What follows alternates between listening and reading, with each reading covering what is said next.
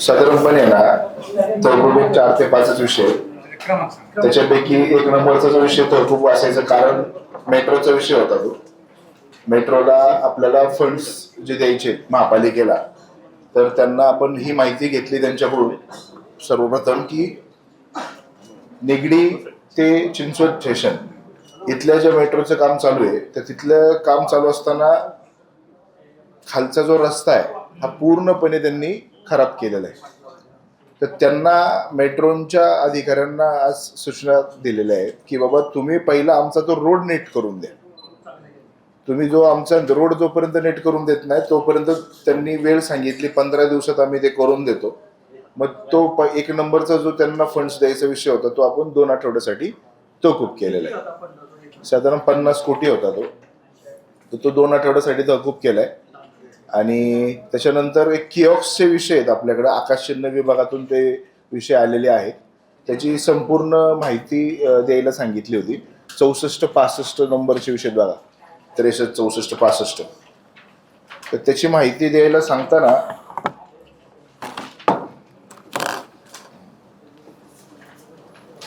की कशा पद्धतीने ते शहरामध्ये ते राबवायचे.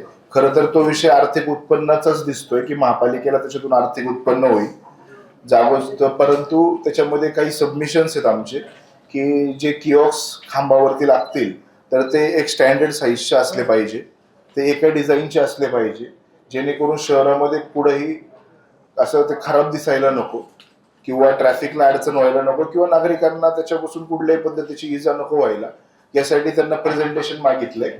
त्याच्यामुळे ते आकाशचिन्ह विभागाचे विषय त्याच्यामध्ये हे केलेले, तहकूब केलेले. हो, 3 विषय आहेत.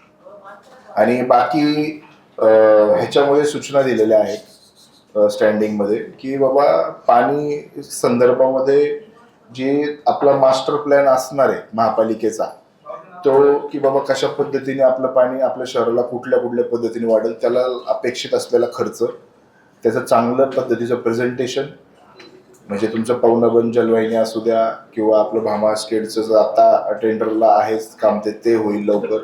अजून आपल्याला कुठून कुठून पाण्याचे सोर्स उत्पन्न करता येतील आणि कुठून कुठून आपल्याला त्याची मागणी करता येईल यासाठी त्याचं एक प्रॉपर प्रेझेंटेशन, लिकेज कसे कसे थांबवता येईल त्याचं प्रेझेंटेशन, त्याला होणारा अपेक्षित खर्च, एक सॉलिड प्लॅन, आणि जो ड्रेनेज विभागाने जो बनवलेला DPR आहे तर तो सगळा व्यवस्थित करून प्रेझेंटेशन करणे, त्याला अपेक्षित असलेला खर्च, आणि मग त्याच्यावरती वर्किंग करून पुढच्या काळामध्ये त्याला कशी तरतूद करता येईल त्यासाठी करायचा प्रयत्न, ते त्या सूचना दिल्यात. पावसाळा 1-1.5 महिन्यानंतर जो समजा आता लवकर येईल असं वाटतंय, तर आमदार साहेबांच्या सूचनेनुसार देखील त्यांनी देखील काही गोष्टी लक्षात करून दिल्या. ते दिल्यानंतर अजून आम्ही त्याच्यात सबमिशन्स करून या ठिकाणी त्याविषयी मांडलेला आहे स्टँडिंगमध्ये की बाबा सर्व मतदारसंघातले जे नाले आहेत अख्ख्या शहरामधले, या नाल्यांची साफसफाई त्वरित व्हावी. त्याचबरोबर तुम्हाला ज्या ज्या ठिकाणी पाणी साचतं रोडवरती असे सगळे स्पॉट्स, सगळ्या शहरभरातले स्पॉट्स आयडेंटिफाय करून त्याच्यावरती आत्ताच वेळेस कारवाई व्हावी, या सगळ्या HODsला आणि सगळ्या विभाग प्रमुखांना त्या देखील सूचना आज स्टँडिंगमध्ये दिल्या गेलेल्या आहेत. अजून दुसरं 47 नंबरचा एक विषय आहे, कचरा विलगीकरण, माहिती घेतली. तो पण विषय तहकूब ठेवलेला आहे. 47 नंबरचा विषय ना, हा, तो पण तहकूब ठेवलेला आहे. कचरा विलगीकरणाच्या विषयामध्ये असं जाणून आलं की प्रभागामध्ये आमचे काही नगर सदस्य आहेत स्टँड स्थायी समितीमधल्या, त्यांनी तो उपस्थित केलेला विषय होता की प्रभागामध्ये चालू असलेलं कचरा विलगीकरणाचं काम हे चांगल्या पद्धतीने चालू नाहीये, की त्या ठिकाणी ज्या टीम्स काम करतात त्या टीम्स व्यवस्थित काम करत नाही. आरोग्य विभागाच्या उपायुक्तांचं असं म्हणणं आहे की याचं टेंडर झालेले नवीन, हो, आणि आयुक्तांकडे मंजुरीसाठी ठेवलंय, तरी पण प्रस्ताव येतोय 6 महिने मुदतवाढीचा. हो, ही आहे 9वी मुदतवाढ. हो, आतापर्यंत त्याच्यावरती खर्च झालाय 92 कोटी रुपये. बरोबर. आणि आता जर ही मुदतवाढ दिली तर म्हणजे तो जातो 102 कोटीवरती. प्रशासन म्हणजे असं काय इतक्या वेळा मुदतवाढ द्यायची गरज काय?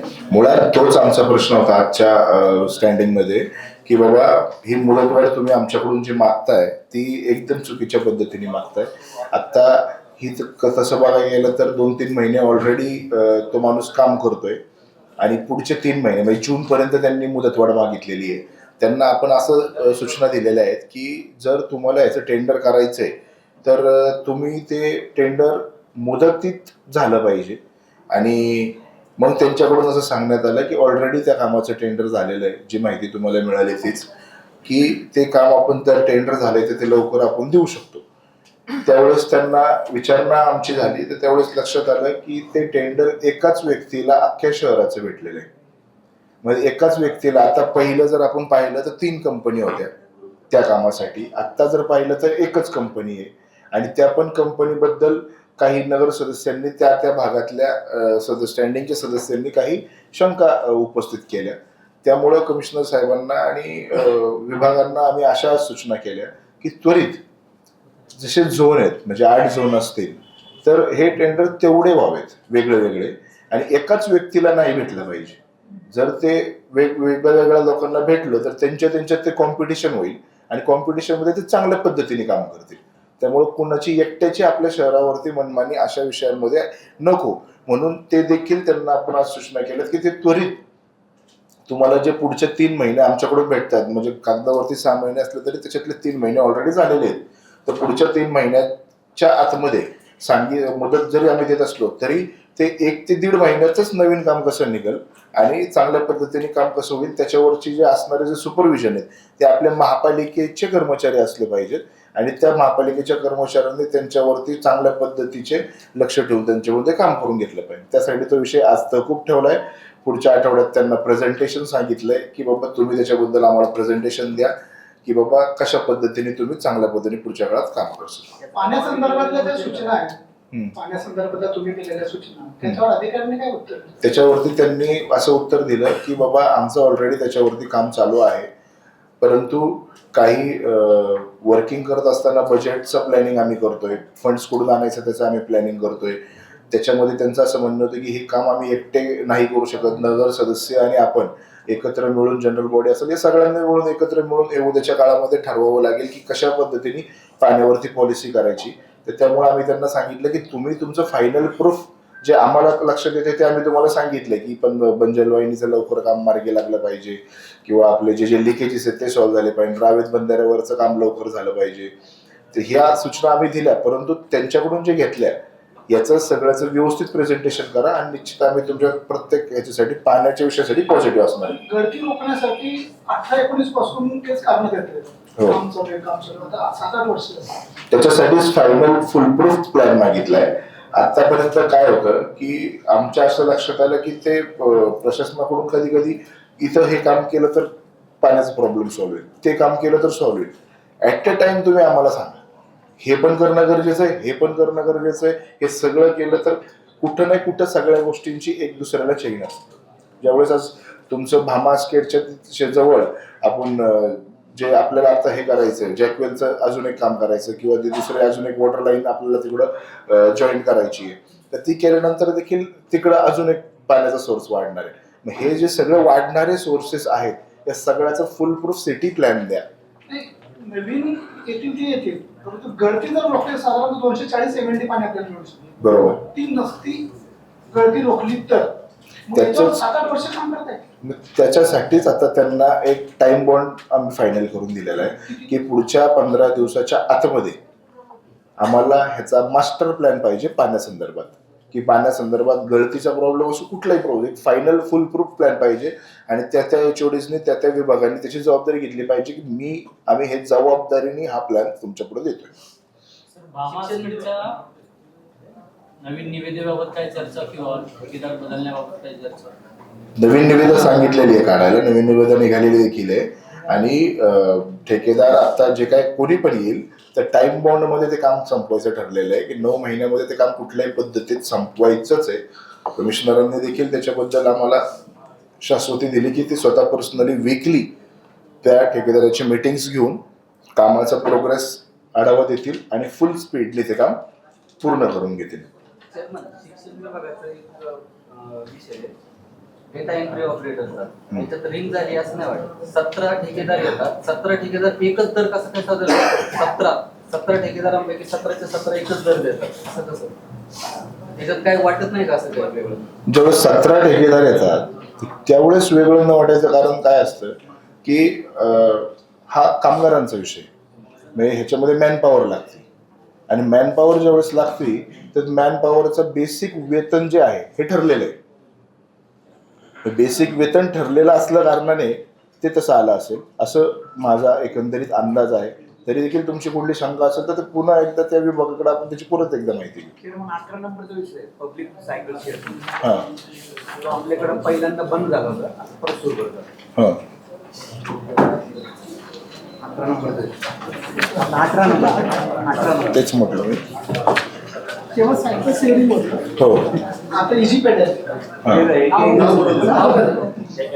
त्या सायकल कुठे गेल्यात माहित नाही. नाही, आता हा खर्च पूर्ण त्यांनी केलेला आहे. हा महापालिकेने खर्च केलेला नाहीये. हा महापालिकेचा उत्पन्नाचा भाग आहे. म्हणजे ह्याच्यातून काय असं खूप सारं उत्पन्न होणार नाहीये. ह्याच्यामधून 0.10 आपल्याला ते देणार आहेत, परंतु हा महापालिकेने केलेला खर्च नाही. हा खर्च सर्वस्वी त्यांनी केलेला आहे. त्या ठिकाणी ते सायकल्स त्यांची ते आणून ठेवणार आहे, स्टँड त्यांनी बनवून ठेवलेले आहे. त्यामुळे तो आपला खर्चाचा पार्ट नाही. हा त्यांना त्याच्यातून पैसे कुठून येणार आहे तर त्यांनी ते जे स्टँड बनवले तर त्याच्यावरती ते ऍड जाहिरात लावणार आहेत. त्या जाहिरातीतून आलेल्या उत्पन्नातून ते हा खर्च करणार आहेत. शहरात किती सायकल असतील, किती स्टँड असतील? आता पूर्ण प्रायोजिक तत्वावरती 2 ठिकाणी आता त्यांनी केलेलं आहे.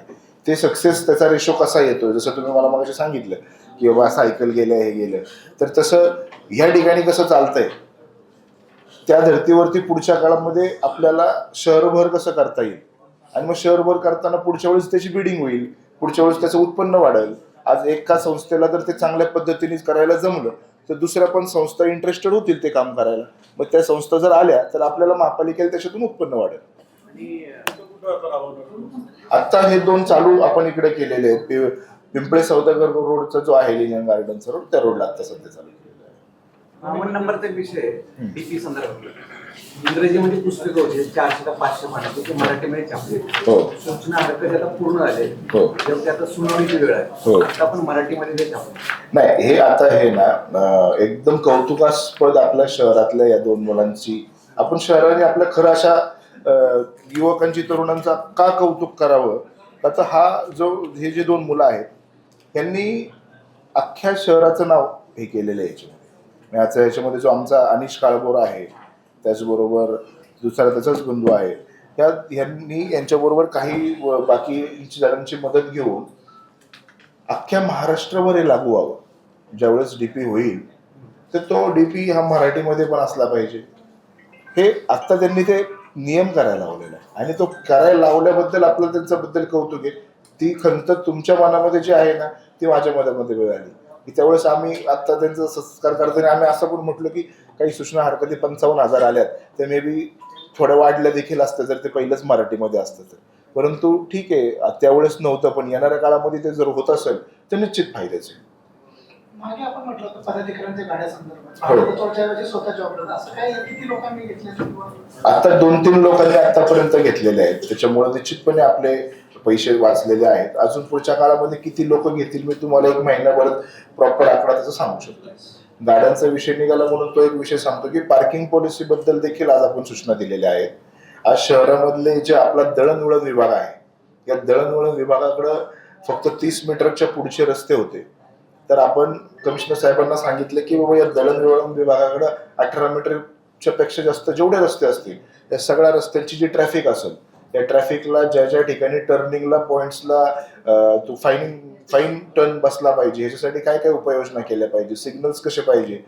त्यांना दळणवळण विभागाला RTO संघ संलग्न होऊन त्यांनी सगळ्या BRTs मध्ये जे बूम्स लावले होते पूर्वी आपण, पण ते नीट पाळले गेले नाही, तर सगळ्या वॉर्डन्सला सगळ्यांना बरोबर घेऊन ते बूम्स परत एकदा लावावेत.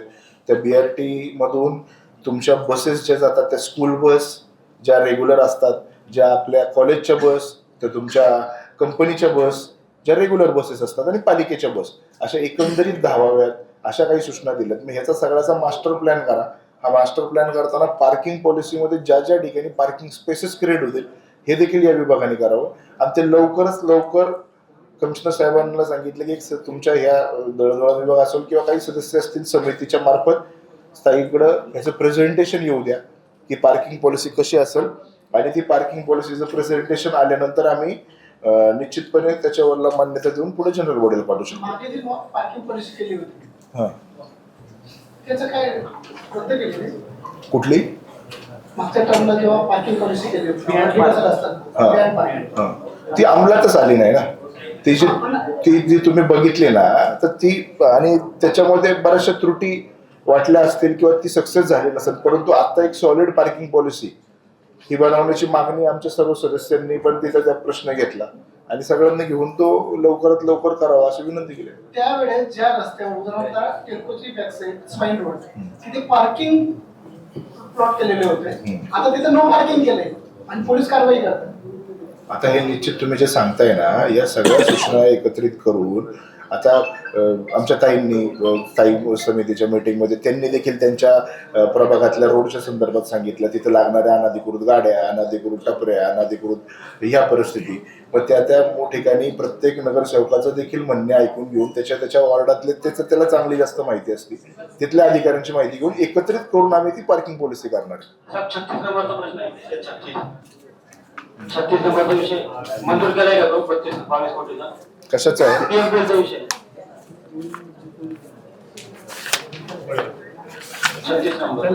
चला धन्यवाद. हो